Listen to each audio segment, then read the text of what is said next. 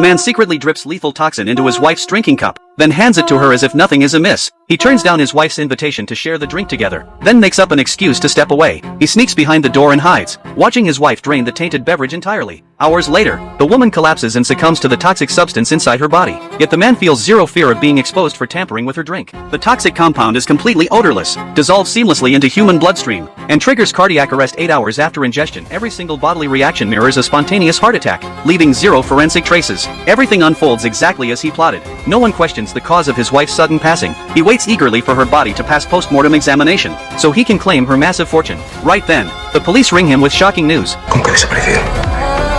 No puede ser eso. His wife's body has vanished from the mortuary. Half an hour prior, the night shift security guard at the mortuary bolted out onto the road and was struck head-on by an oncoming vehicle, sending him into an unconscious state. When officers arrived at the mortuary, nearly all surveillance cameras had been sabotaged. Only the security office's footage remained intact, and the passcode to the police on-site station had been altered. The functional security camera captured fragments of what transpired. The guard first spotted irregularities in the camera feeds and headed upstairs to investigate. 5 minutes later, he fled frantically down the second-floor staircase, visibly terrified by something he witnessed. Officers soon discovered a missing corpse in the second-floor cold storage room, Jeff's wife, Anna. The police immediately contacted Jeff, who was hiding in a secluded apartment at that moment. He had planned to run off with his lover Lisa once the autopsy cleared his wife's death as natural causes. Anna was far older than Jeff, and every asset he owned was financially backed and controlled by her. She possessed an overbearing personality. Any minor disobedience from Jeff would prompt her to threaten stripping him of all his possessions. He grew weary of this oppressive life yet never dared to resist. 8 months prior, while teaching a chemistry class, Jeff's eyes locked onto Lisa, a chronically late student. Her gentle, considerate nature drew him in quickly,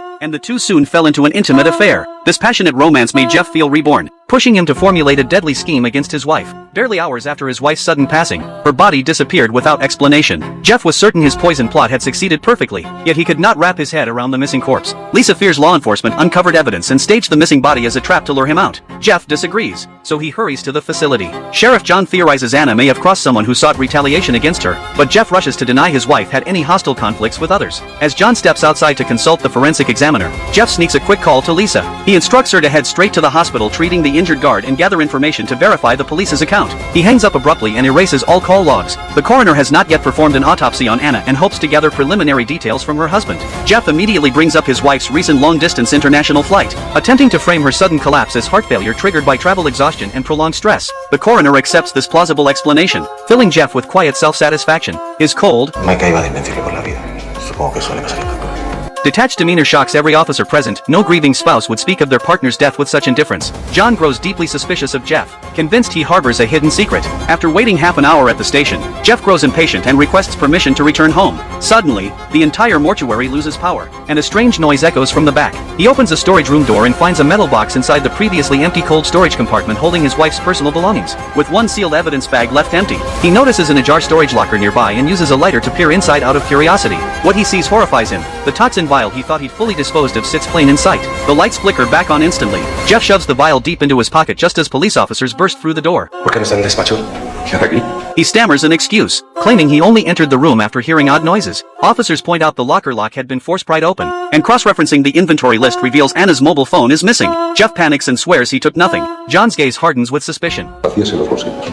A ver, ¿para qué voy a coger yo el teléfono de mi mujer? Feeling the sheriff's unblinking stare, Jeff pulls all items from his pockets, everything except the toxin vial. John sees through his nervous evasion and searches his person, recovering the bottle. Though unfamiliar with its contents, the lab label bears the name of Jeff's University Chemistry Laboratory. Nuestros productos se distribuyen en lugares como este. Abra cualquier armario, están aquí. ¿Qué es el TH16? Es una toxina. ¿De qué? No lo sé, trabajamos con centenares. ¿Y pero para qué sirve? ¿Tendrá distintas aplicaciones? ¿Cuáles? No es mi especialidad.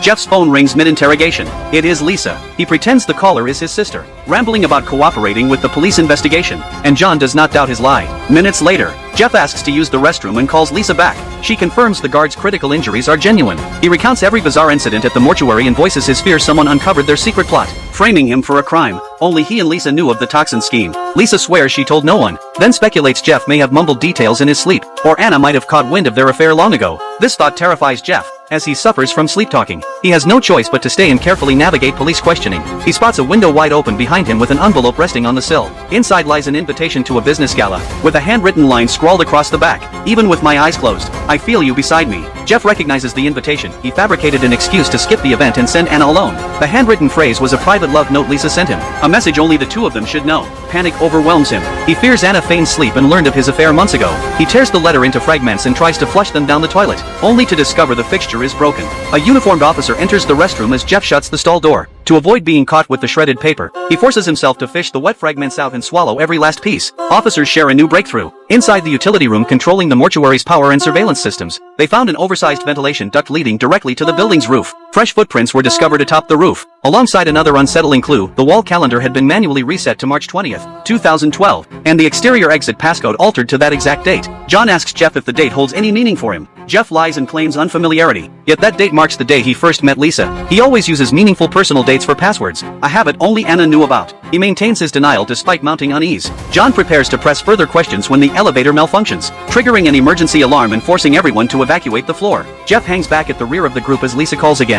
He slips into an empty room to answer the call unseen. Mid-conversation, he spots a wristband etched with Lisa's full name and residential address on the floor. He glances up and swears he sees Anna's silhouette glaring at him through the window, which vanishes in an instant. A chilling realization hits Jeff. Anna may still be alive, orchestrating every twisted event to torment him and Lisa. The overhead sprinklers activate abruptly, cutting their call short. Jeff deletes the call log. Unaware John has crept up behind him and watched his furtive behavior. The sheriff demands his phone, but all records have been wiped clean. With the investigation stalled, an officer brings forward a cigarette but recovered near a smoke detector in the restroom Jeff used. Lab results on the seized toxin vial also arrive. The substance is a rare animal venom rarely used in medical treatment, capable of inducing cardiac arrest 8 hours after ingestion with symptoms identical to natural heart disease. Every piece of evidence amplifies Jeff's culpability. John orders a transport vehicle to detain Jeff for formal interrogation.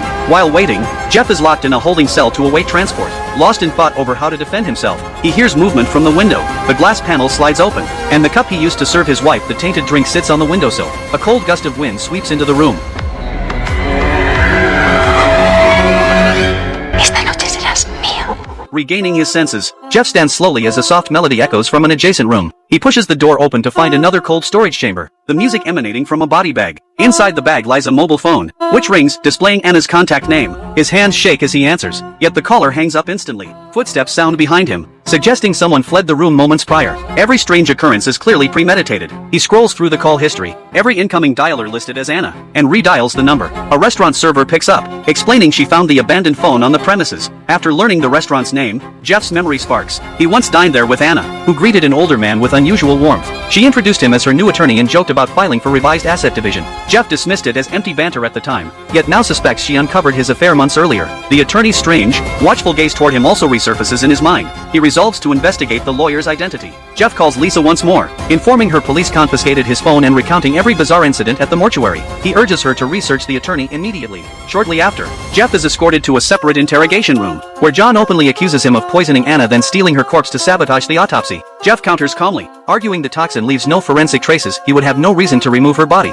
and all accusations rest on unsubstantiated speculation with zero tangible proof. John smiles and slides a stack of documents across the table. Jeff flips through them and sees the attorney's photograph. The man from the restaurant is a private investigator hired by his wife. Shock overwhelms him, and he retches violently. Terrified footage of his affair with Lisa is contained in the files. Another officer calls with an update. Investigators found nothing incriminating at the attorney's residence, yet his computer hard drive had gone missing. John dispatches officers to search Jeff's home. Jeff sneaks another call to Lisa, who reveals she already knows about the private investigator. Someone slipped the missing hard drive under her front door. A folder on the drive holds dozens of photographs capturing their secret dates, plus audio recordings of the two plotting to eliminate Anna. This confirms a listening device had been concealed on Jeff long before his wife's passing. Jeff finally accepts the truth. Anna knew every detail of his affair and murder plot all along, acting out a convincing ruse up until her supposed death, with Lisa likely her ultimate target. He begs Lisa to flee her apartment immediately. As Lisa rushes outside, headlights flash from a vehicle speeding straight toward her.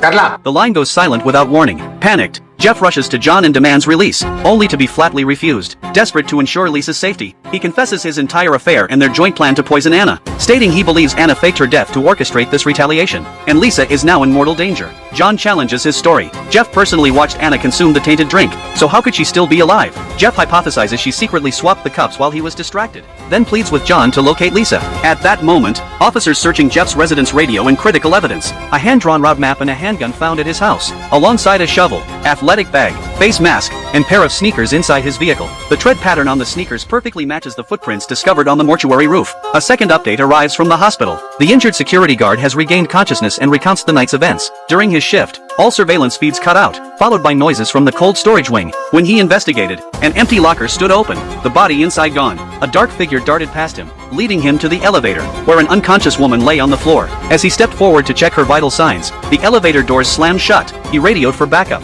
only for the doors to reopen moments later. The woman had vanished, and a masked man emerged firing a weapon at him, forcing him to run for safety. All evidence points directly to Jeff. Authorities conclude he harmed his wife and removed her body to erase forensic evidence. Jeff insists the entire ordeal is Anna's elaborate trap, and her missing corpse proves she is still alive, manipulating every event to torment him. John grows furious at his constant evasive lies and orders him transported to the police station. En route, new information arrives. Following the route map seized from Jeff's home, officers recovered Anna's body. The sight of her corpse triggers violent nausea in Jeff. His theory of a staged death crumbles, confirming another unknown party manipulated the whole night's events to toy with him. John delivers another devastating blow. Officers searched Lisa's apartment per Jeff's statement, yet the unit sits empty. Neighbors confirm no resident matching Lisa's description has ever lived there. Lisa is entirely fictitious. Every officer present concludes Jeff fabricated the lover to avoid accountability for murdering Anna over her wealth. Jeff is left utterly stunned, unable to identify the mastermind behind the night's chaos. A judge's signature is all that remains to formally press criminal charges against him. The plot's true twist unfolds here. As John moves to arrest Jeff, the man elbows the sheriff hard and attempts to run. John pursues him, yet Jeff collapses a short distance away, seized by agonizing heart spasms. John approaches slowly, delivers a sharp kick to Jeff's torso, and reveals the full truth. John orchestrated every single incident to avenge his late wife. 10 years prior, Jeff and Anna ran a red light while intoxicated and crashed into John's vehicle. John's wife sustained catastrophic, life-ending injuries. Trapped in the wreckage with their young daughter, John begged the couple to call emergency services, yet they abandoned the scene without assistance. Passers-by found them an hour later, too late to save his wife. For a decade, John grieved endlessly, until his daughter recalled Jeff's vehicle license plate. John pulls out a recent photograph of his daughter, and Jeff's world shatters. Lisa, his supposed lover, is John's child. To exact revenge, the young woman intentionally seduced Jeff, coaxing him to admit his role in the decade-old hit-and-run. Once confirming his identity, father and daughter crafted their retaliation scheme. Lisa won Jeff's affection, manipulated him into plotting his wife's death, then collaborated with John to stage the mortuary incidents, compiling irrefutable evidence framing Jeff for the killing. Overwhelmed by shock, Jeff collapses to the ground, his chest tightening painfully. John delivers the final, crushing revelation. 8 hours earlier, Lisa mixed the identical odorless toxin into Jeff's drink. The venom has fully absorbed into his bloodstream, triggering inevitable cardiac arrest with no traceable evidence left behind. Jeff will die trapped in the same hopeless fate he designed for his wife. That wraps up today's story. This is Chan Jiang Movie, and we'll see you next time.